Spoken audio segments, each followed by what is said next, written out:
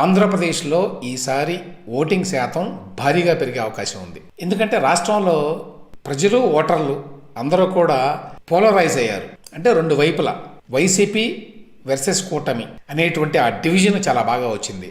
దానివల్ల అందరూ కసిగా ఈసారి ఓట్లు వేయాలి అనేటువంటి ఉద్దేశంతో ఉన్నారు.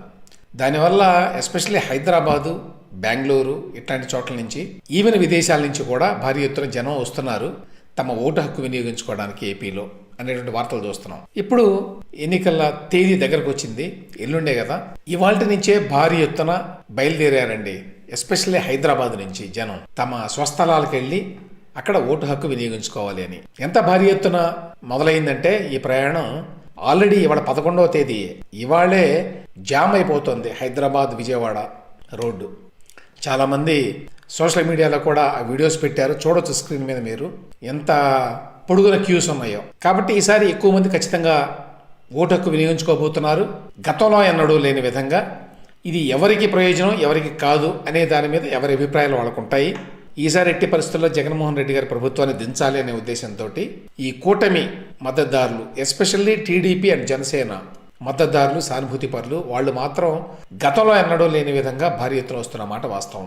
అదే సమయంలో జగన్ అభిమానులు, మద్దతుదారులు కూడా ఎంత దూరాభారమైనా సరే ఈసారి వచ్చి ఓటు హక్కు వినియోగించుకొని జగన్ గారిని మళ్ళీ అధికారంలోకి తీసుకురావాలి అనేటువంటి ఆలోచనలో ఉన్నారు వాళ్ళు కూడా.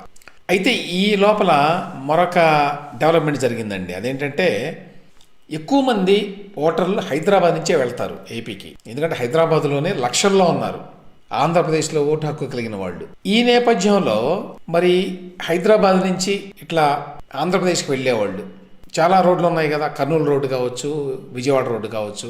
వీళ్ళని అడ్డుకునేటువంటి అవకాశం ఉంది, వీళ్ళకి ఇబ్బందులు కలిగించేటువంటి అవకాశం ఉంది ఏపీలోకి వెళ్లకుండా అనేటువంటి కంప్లైంట్స్ ఎలక్షన్ కమిషన్కి వెళ్ళినాయండి.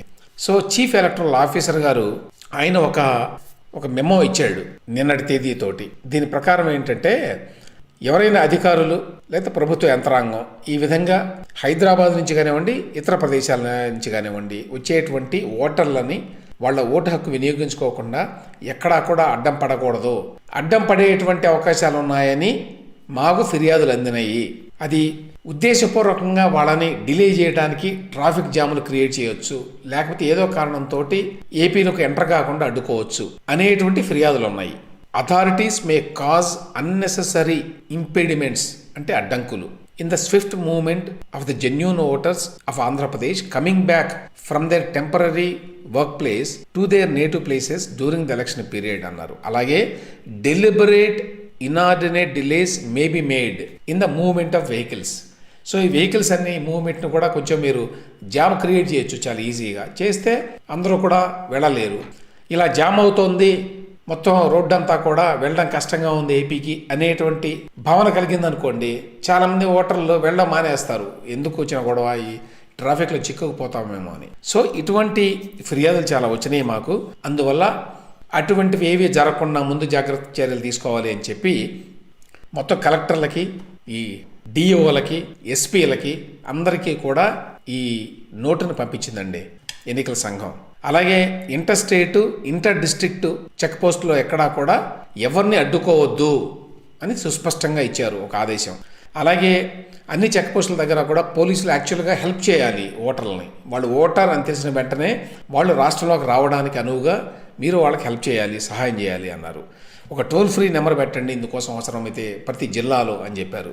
అలాగే ఒక సీనియర్ పోలీస్ అధికారిని కూడా మీరు డిఈఓ కంట్రోల్ రూమ్ దగ్గర పెట్టి ఇటువంటి ఫిర్యాదులు ఏమైనా వస్తే, మేము రాష్ట్రంలోకి రావాలని ప్రయత్నిస్తుంటే మాకు వీలు కావట్లేదు, ట్రాఫిక్ జామ్ అయిపోయింది, లేక ఎవరైనా అధికారులు ఇబ్బంది పెడుతున్నారు అనేటువంటి సమాచారాన్ని, ఫిర్యాదుని ఇవ్వడానికి వీలుగా, ఆ ఫిర్యాదుని స్వీకరించి దాన్ని పరిష్కరించడానికి వీలుగా ఒక సీనియర్ పోలీస్ అధికారిని ప్రతి డిఈఓ కంట్రోల్ రూమ్లో పెట్టండి అని కూడా చెప్పారండి. సో ఆ విధంగా ఎన్నికల సంఘం మాత్రం అన్ని ముందు జాగ్రత్తలు తీసుకుంటోంది ఈ విషయంలో. కాబట్టి బయట రాష్ట్రాల నుంచి, మరీ ముఖ్యంగా హైదరాబాద్ నుంచి ఆంధ్రప్రదేశ్లో వివిధ ప్రాంతాలకు వెళ్ళేటువంటి ఓటర్లకి ఇబ్బంది కలిగేటువంటి అవకాశం అయితే లేదు. కానీ భారీ ఎత్తున జనం మాత్రం వెళుతున్నారు. ఏ స్థాయిలో ఈసారి ఓటింగ్ శాతం పెరుగుతుంది అనేది ఒక ఆసక్తికరమైన అంశం అండి, చూడాలి మరి.